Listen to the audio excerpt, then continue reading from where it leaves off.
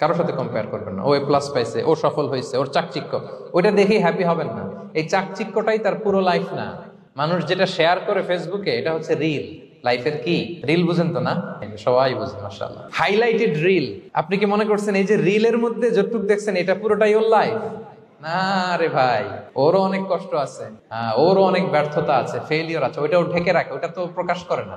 দেখবেন আমরা ফেসবুকে ছবি শেয়ার দিলে কি করি? সবচেয়ে ভালো ছবিটা খুঁজি, হাসি দেওয়া, স্মাইলিং ফেস, স্মার্ট লাগতেছে, সুন্দর পিকচার হয়েছে, এটা দেই। কারণ আমি যে হ্যাপি এটা দেখাইতে চাই আমি সবাই, ঠিক কিনা?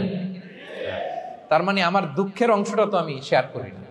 সো আপনি কারো চাকচিক্য দেখলে অবাক হবেন না, এটাই তার হোল লাইফ নয়। It's not the entire picture of his life.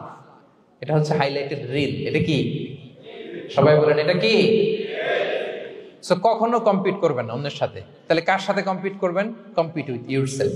নিজের সাথে কম্পিট করুন, নিজের সাথে কম্পিট করুন। and try to be the better version of yourself in every single day. প্রতিদিন নিজেকে একটু একটু করে ডেভেলপ করার চেষ্টা করুন। and don't lose your confidence by comparing yourself with others. Dear brothers and sisters, কখনো নিজেকে অন্যের সাথে তুলনা করে আপনার কনফিডেন্স কমাবেন না।